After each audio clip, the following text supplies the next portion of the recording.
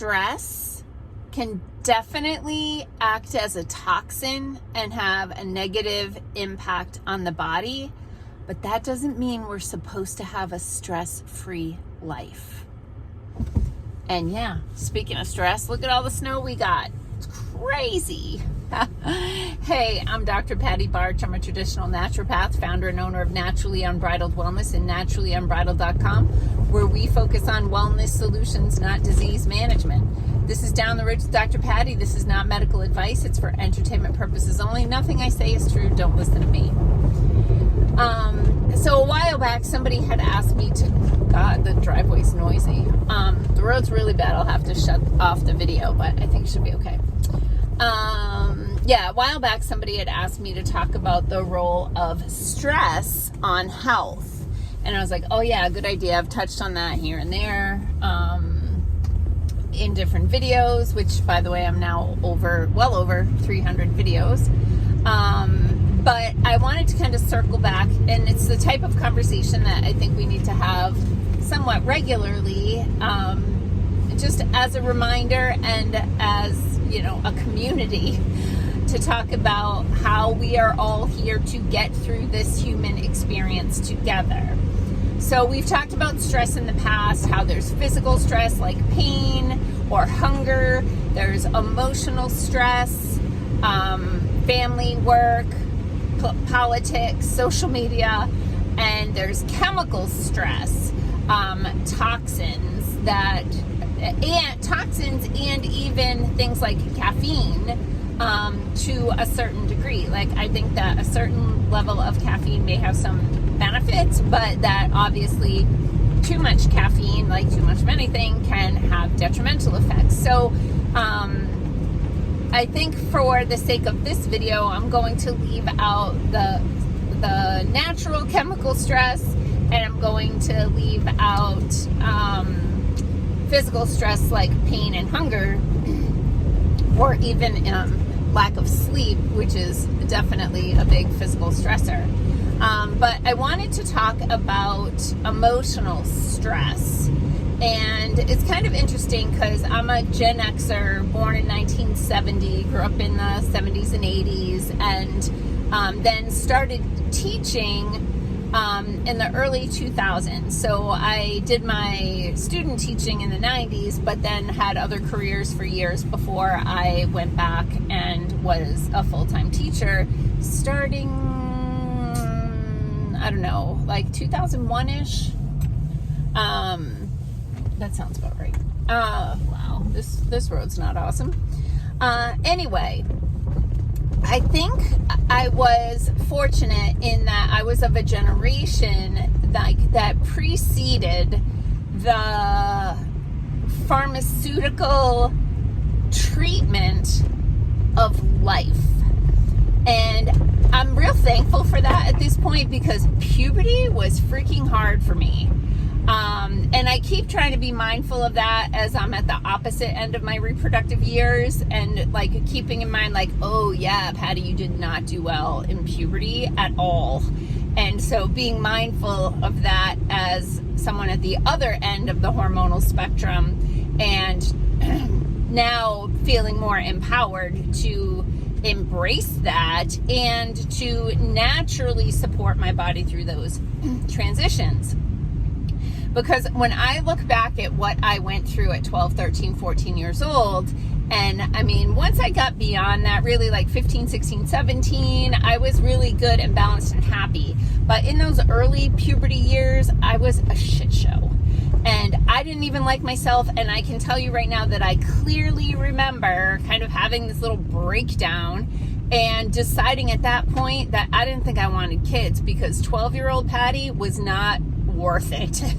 That I didn't want to have to go through that experience with another 12-year-old girl, right?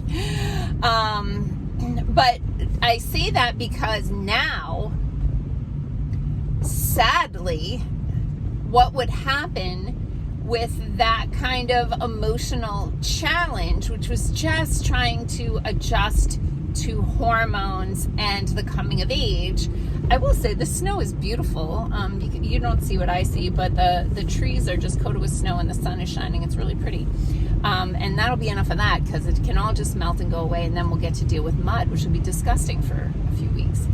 But yeah, I feel grateful that I wasn't medicated to get through puberty.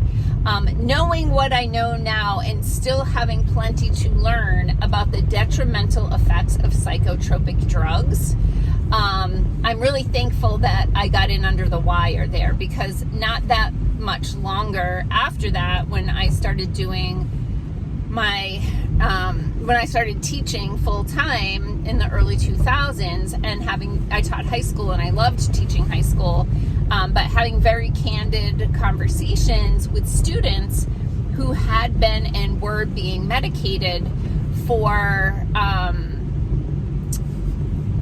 psychological issues. And sometimes it was just like, to help them to get better grades. And I'm like, oh my God. So like, student doesn't fit in the box. So in order to get them in the box, let's give them a drug. Let's put a chemical in their body that doesn't exist there naturally. The body has challenges in breaking it down, excreting it. There are very few, way fewer than you think, safety trials, or zero to hardly any long-term safety trials for these drugs. Crazy. Sorry, I'm just distracted by winter here. It's so funny, like now that I'm down the ridge, the trees aren't snow covered, right? That difference in temperature is that dramatic. So anyway, sorry, I'm all over the place today. Oh, let's medicate my brain. No, I didn't eat breakfast yet. I brought it to the office. That's going to help. Okay. But I've been listening to, I've mentioned this before, I've been listening to this doctor on YouTube. It's Dr. Joseph, Josef, and he professionally tapers people off of their psychotropic medications, and he literally cannot keep up with it. There's so much demand for that he's put his system online. And then this morning I watched a Dark Horse podcast with Brett Weinstein and Laura Delano, and she just wrote a book called Unshrunk, and she talks about her long process of basically being a pubescent girl and having emotional swings and being medicated, heavily medicated, institutionalized, and disabled by the psychopharmaceutical industry for many years, and how she had to, and this is a Harvard educated woman, right?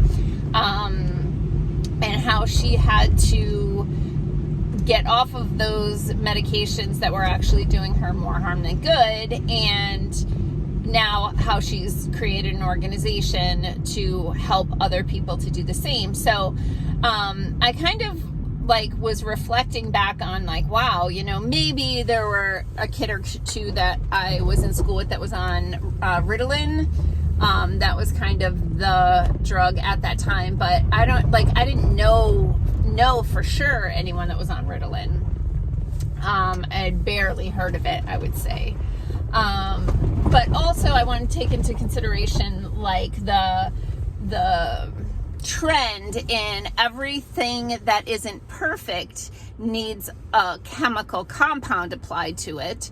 And then also taking into consideration that some of these emotional / mental imbalances can be environmental from not only the medications and the interventions that young kids get today, but also what the crap that's put in the food and the impact that has on the gut, and therefore on neurotransmitters, and therefore on the brain, right? It's kind of this perfect storm.